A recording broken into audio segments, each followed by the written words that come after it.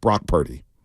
You brought up Brock Purdy because he's going to break the single-season passing yardage record for the 49ers. He's going to be numero uno. When we look at the history books in next year, it's going to be Brock Purdy number one in terms of yards thrown in a season. And he may be number one in touchdown passes. We'll see how the next 3 games play out. This is a run-first team, by the way. Just want everyone to know that. What's that? This is a run-first offense, too. Yeah, it's a run-first offense. Run-first offense. This guy's averaging over 9 yards complete. He's number one in all the categories when it comes to quarterback, right? But Doug Gotlieb, who was an okay college basketball player and has had some controversial takes in the past. Remember when you brought this up, Spinoni? You said George Kittle wasn't a blocking tight end? Might have been the most freezing cold take of cold takes. Like, come on. The one thing he's known for, blocking? Come on, man. He came out on these airways, too, and tried to defend himself, and he just sounded even dumber. Who did he come out with? A former afternoon show host here. Ah, yes. Gotcha. Well, he's back in the news for all the wrong reasons. Way to play BC 22, Lubman. Doug Gotlieb. Listen to this. He says any quarterback can win in the 49ers system. Look, this is not me saying that Brock Purdy's not having a great year. He's not playing good football. I'm not saying that. He's not way better than where he was drafted. Sure. But come on, man.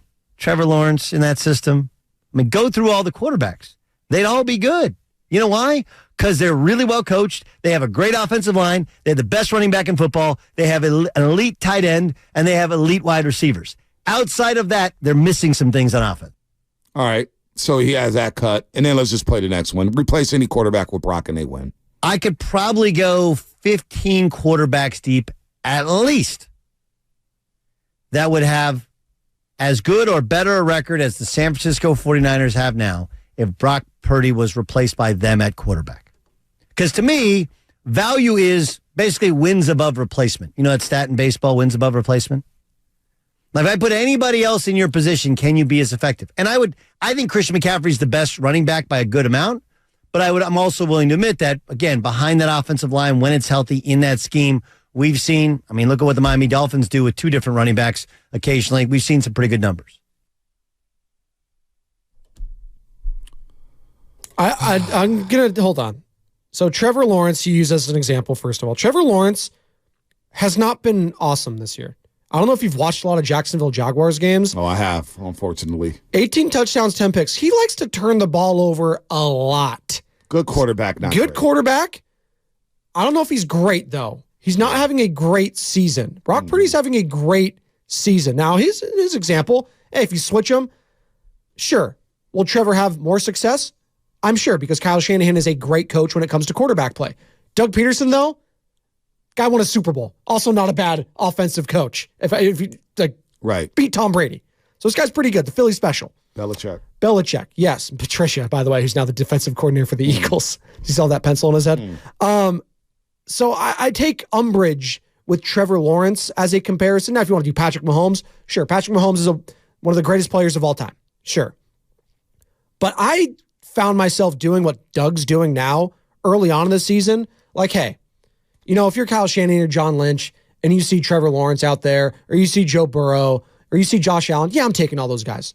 Of course, right now. Now, outside of Patrick Mahomes, I think I'm sticking with Brock Purdy.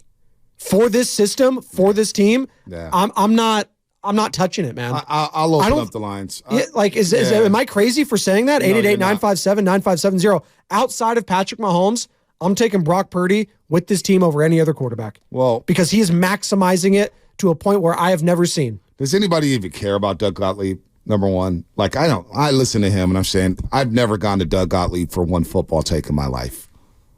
If I want to go educate myself about football, I do not go to Doug Gotlieb. Number one. Number two, you go to the pregame show 5 to 6 Monday through Friday with Joe Spadoni. Yeah, I don't mess with Doug Gotlieb. I don't even know why I played the sound. Because now I feel like I lost. Now you're angry. I'm not angry. I just felt like I just got dumber. What are you talking about? Yeah. Plug and play? First of all, the pressure on Brock Purdy to deliver with this team. Yes. I know he doesn't make a lot of money. But the Kirk Cousins rumors and knowing who Kyle Shanahan is as a coach. Shannon Sharp made the point earlier this season that he is not a patient guy. So it's imperative. I mean, it behooves Brock Purdy to play at this level under Kyle Shanahan because of the lack of patience he has for his quarterbacks. And I think Shanahan, I think we should change that narrative a little bit, though, because I think he is getting more patient with Brock. Well, I think he finally has a quarterback he trusts. Yes. But the minute if Brock Purdy goes through a six-week spell with, and Sam Darnold, I don't think is good at all. But Shanahan, to my point, Shanahan's not a patient guy. He's always looking for the next guy, right? It feels like with Brock Purdy, he's going to settle down and ride with this guy for a little bit. Yes. You know, he said never felt like that with Jimmy. Obviously, he didn't feel like that with Trey Lance. We saw the quarterbacks in Washington, RG3 and whatnot. So, with that said, the pressure on Brock Purdy to deliver and play at a high level. There's a lot of pressure with this fan base. When you wear that 49er jersey and the quarterbacks that have come before him, there's a lot of pressure playing this position with this fan base in this region, in this league.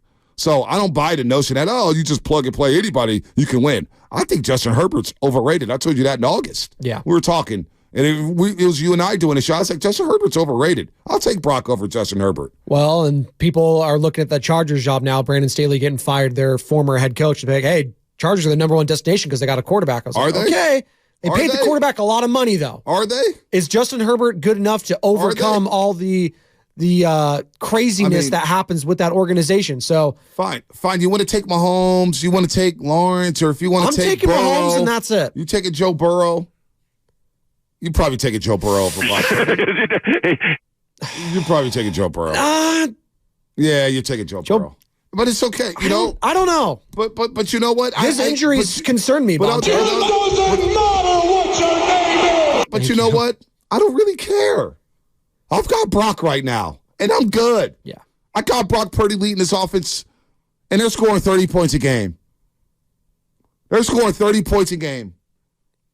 And they're breaking records. Records. We're now comparing this offense to the best offenses we've ever seen in 49ers history. So, you could take this guy and that guy over Brock Purdy, but I don't really care. And it's a myth that any quarterback can win in the 49ers system because you know what? It's been proven wrong that any quarterback can't win. Nick Mullins couldn't win in this system. It's so funny because I'm thinking about this like across all sports too. Only the quarterback, the most scrutinized, highly sought after, everything, the most polarizing position in American sports gets this dissected, the microscopic view. Nowhere else are we saying so-and-so's a system player because they had success one place. Yeah. It's not Brock Purdy's fault he didn't have success prior to Kyle Shanahan. Like in the NFL. That's who he came in with. Yeah. And that's what I think everyone wants to see. Oh, well, let's see him do that. No. The 49ers are smart enough to draft this guy. Maybe they got lucky, but who cares? They drafted him, and now he's succeeding.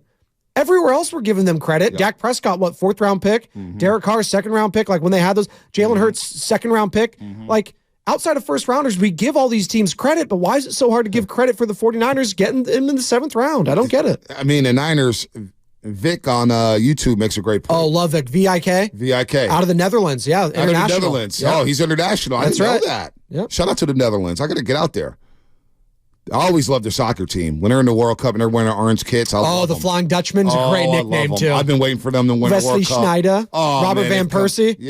They've come up short a little bit. Yeah, against Spain back in 2010. Yeah. They're scoring 30 points a game through three quarters. That's what we're talking about here, folks. That's what we're talking about. And we're going to talk to Brian Baldinger here on the other side, and I cannot wait. But you know what? Guys like Doug Gotlieb's going to talk like that no matter what happens. The Niners can win the Super Bowl 50-0. Guys are still going to pick apart Brock Purdy. And you know what? I don't really care. I don't care what Doug Gotlieb says.